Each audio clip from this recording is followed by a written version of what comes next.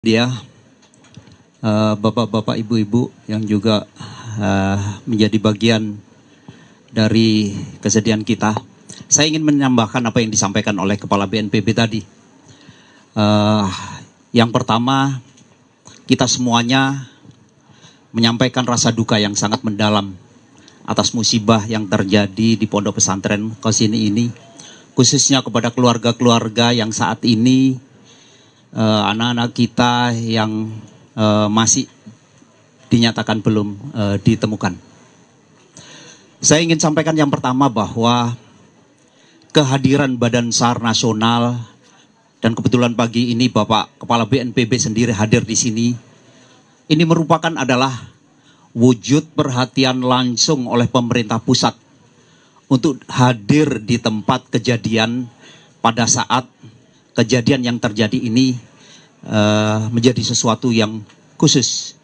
Bahkan tadi sudah dideklar oleh pemerintah bahwa ini sudah masuk di kategori bencana. Apa yang dilakukan Badan SAR Nasional pada saat kejadian terjadi, 38 menit informasi itu sampai di kantor SAR Surabaya. Dan saat itu langsung tim pertama diberangkatkan, tim kedua diberangkatkan, dan langsung dilaksanakan operasi. Tentunya operasi yang kita laksanakan sesuai dengan amanah undang-undang. Kita akan melaksanakan operasi sesuai dengan ketentuan-ketentuan yang harus dilaksanakan. Dan saya sampaikan kepada teman-teman media, kita cukup berterima kasih pada saat kejadian yang menyentuh kemanusiaan ini terjadi. Ada 65 instansi yang tergabung dengan jumlah personil 300, pagi ini total 379 personil yang tergabung dalam operasi gabungan ini. Kemudian pada saat kita sama-sama mengetahui bahwa kondisi kejadian merupakan reruntuhan dari 3 lantai dan ada bangunan lantai keempat yang sedang dibangun. Terjadi di sini sebenarnya merupakan material-material beton yang bertumpuk-tumpuk. Sehingga dari kondisi ini, kalau dalam istilah SAR, tipe reruntuhannya sebenarnya tipe pancake. Harus dilaksanakan penanganan khusus pada saat begitu tim SAR hadir melaksanakan assessment dengan fasilitas yang dimiliki. Kita mendetek masih ada beberapa korban yang memungkinkan masih bisa kita selamatkan. Sehingga pada saat itu Badan SAR Nasional langsung mengirim Badan SAR Special Group yang dari kantor pusat. Kemudian kita mengerahkan kantor SAR yang ada di Jogja dan juga kantor SAR yang ada di Semarang dengan peralatan khusus untuk melaksanakan tindakan rescue yang dilaksanakan di sini. Jadi saya sampaikan bahwa pada saat ada korban yang memungkinkan masih bisa kita selamatkan, prinsip Basarnas atau visi dari Search and Rescue Internasional bahwa satu nyawa itu menjadi aset negara yang tidak bisa dihitung nilainya. Karena memungkinkan, apalagi di sini yang menjadi korban adalah anak-anak kita. Yang memungkinkan bisa membawa negeri ini mudah-mudahan bisa lebih baik. Karena itu operasi yang kita laksanakan benar-benar serius, menggunakan aturan-aturan yang ada. Dan teman-teman juga tahu bahwa kemampuan Badan SAR Nasional tergabung dalam International Search and Rescue Advisor Group. Kita memiliki sertifikat untuk penanganan khusus. Sehingga apa yang kita lakukan, disitulah kadang-kadang kita butuh teman-teman media untuk bisa mensosialisasikan kepada masyarakat.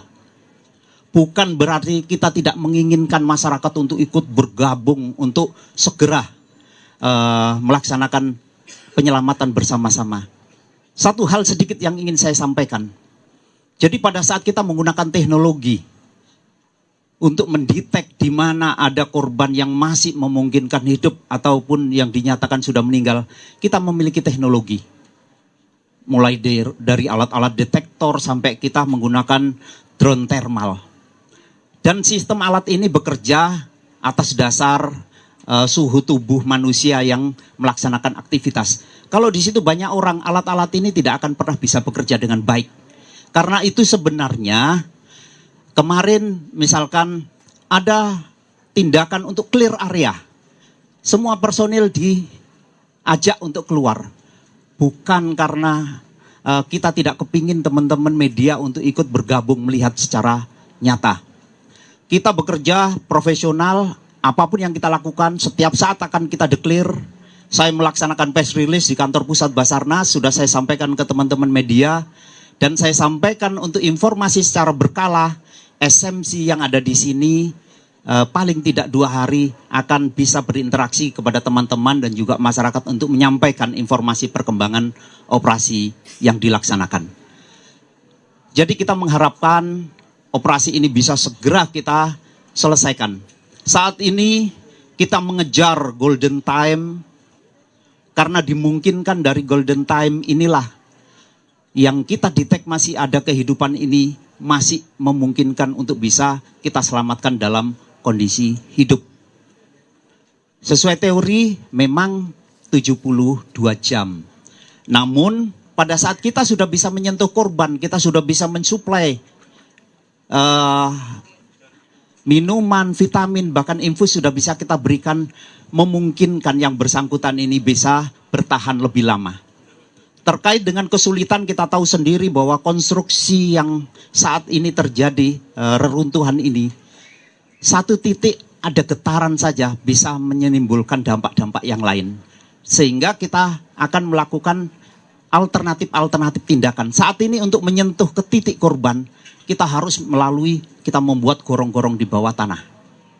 Dan kalau kita tahu konstruksi awal dari permukaan dasar dari bangunan ini merupakan timbunan-timbunan dari bangunan-bangunan lama. Sehingga pada saat kita membuat galian ini pun beresiko kiri kanan juga ada longsoran-longsoran kecil. Sehingga akses untuk bisa masuk hanya relatif di 60 cm.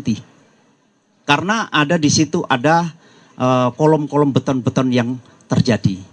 Dan itulah sebenarnya yang kita hadapi, bukan berarti kita tidak kepingin terbuka masyarakat untuk bergabung, tapi untuk dipahami bahwa pada saat kita melaksanakan tugas khusus dalam rescue ini memang perlu adanya clear area, misalkan seperti itu.